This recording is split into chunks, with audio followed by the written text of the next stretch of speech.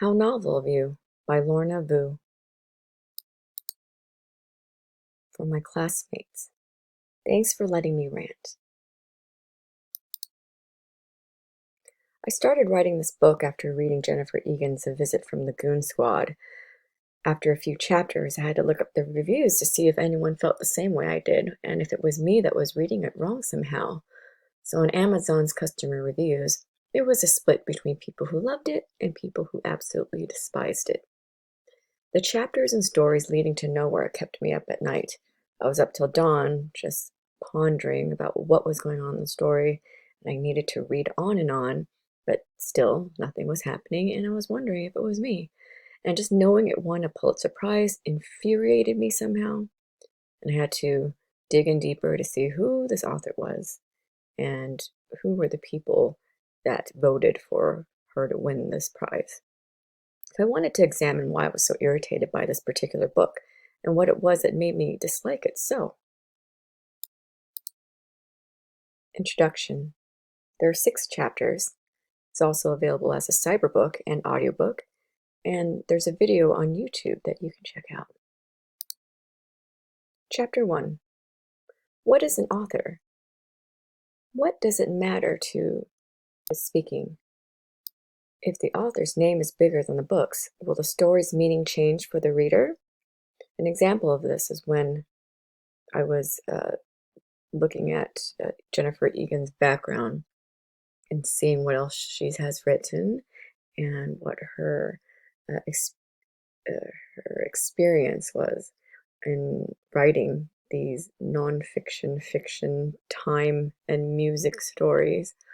The meaning of the story began to change for me.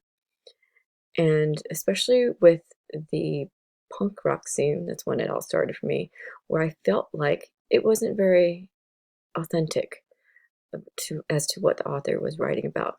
I just had a feeling that it just didn't sit right with me. So the meaning of authenticity. Do you write a good story for awards, and prizes, and money, or just to write a good story? I mean, what is a real author? Sometimes they want to write for a sense of legacy, just to carry on their name, their immortality. And an author's name, that is also a brand. So with these awards, it gives more weight to an author's brand.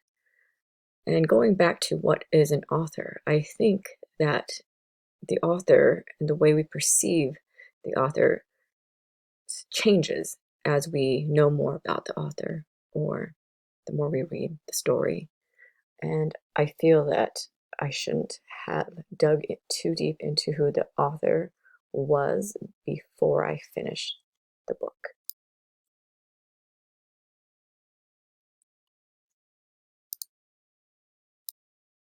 This led me to question, what did the author want to accomplish? What is the true purpose behind the work, the intention?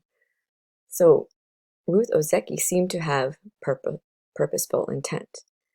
And with Jennifer Egan, for A Visit from the Goon Squad, it felt like there may have been some outside discourse out of her control. It could be pressure from the publisher or the editor, and maybe she just wanted to write purposely just to be so out of the norm, just to create discourse and controversy. And it's all about the marketing and publicity and being wacky just to be new and to start people talking about it.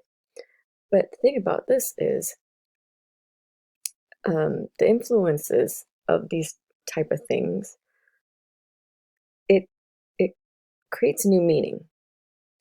So the original purpose of the author changes, I think, over the development of the book. It could be unintentionally, but I would really like to know what the true intention of this book was. I also wondered if authors write with purpose and intent, writing purposely to win awards or just check off all the items to get on the New York Times bestseller list. And of course, the Pulitzer Prize. And I think if they were just so different that you can win, I mean, they do this in award shows for film and television all the time, especially in film. Some independent film that's so out there and it's never been done before, even though it probably has. They get awards for being just so creative, and it's just so clever. I like using that word. I think I overuse it now. Chapter 3, Uses of Literature. What do we do with it? What is it used for? Well, the use can be related to the demands of the market. The literature could be for education, communication, just passing down stories.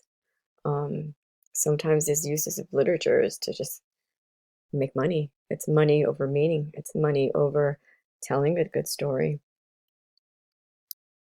which again affects the meaning or the feeling of the authenticity of the work and the author and the author's work. Chapter 4, Cybertext. The concept of cybertext focuses on the mechanical organization of the text, how it's presented, the medium, and the performance of the reader. I think cybertext is still a pretty broad and complex term. Well, in Egan's PowerPoint section, that is cybertexty, and also in Ozeki's Tale of a Time Being, there's parts of it that I consider to be cybertext. I think at the back of the book, it kind of made me think if it was a real book or not, if it was really based on a diary. And just the way it was written kind of took me out of the story and positioned me in real life at times. With gimmicks and never before done tricks, I often wonder if that is part of cybertext. Let's just say, pop-up books. Choose your own adventure. I think there were a few where there's like you can open an envelope and it goes somewhere else, or you choose to slide the little circular wheel to figure out which page to go to. I think that might be a form of cybertext because it influences the reader and the performance of the reader. They have to turn the book around or use the medium as just not turning the pages. And for Cain's Jawbone, that's a literary puzzle book with prize money tied to solving it. And that is also a kind of gimmick. And as a form of cybertech, a lot of people rip out the pages and put it on the wall or organize it on the table to solve the puzzle. So you're actually using the book instead of just reading the book. Chapter 5. Jennifer Egan was a journalist who wanted to get her foot in covering the music industry. With no experience in the music industry or punk rock music scene, she listened to some punk rock songs while she wrote the chapters about it. She did not plan to write Goon Squad. It was just a break from writing another book. So she started writing short stories. I think she started with a girl who stole a wallet and that she worked for a music producer, and then it just went from there. And she started writing more and more short stories that really wasn't linear. But she compared the book to a concept album, like what musicians do. She also dated Steve Jobs, according to her Wikipedia, and I wonder if that influenced her thing with the technology in all her books. Chapter 6. Jennifer Egan continued the Goon Squad side stories. She wrote them as social media posts. I think she posted them on Twitter. But there was technical difficulty with that method because I think the algorithms of the tweets would be pushed either forward or not pushed up. and it didn't seem like it was in order. So again, she wrote another type of story that was out of order, but I didn't think she purposely intended to this time. So her clever tricks and edgy tactics in literature continue on. She did say she liked to use wacky things, and that's her shtick. The end. My acknowledgments, Professor Morgan, my classmates Jennifer Egan, Ruth Ozeki, Amazon custom reviews, more acknowledgments. Thank you.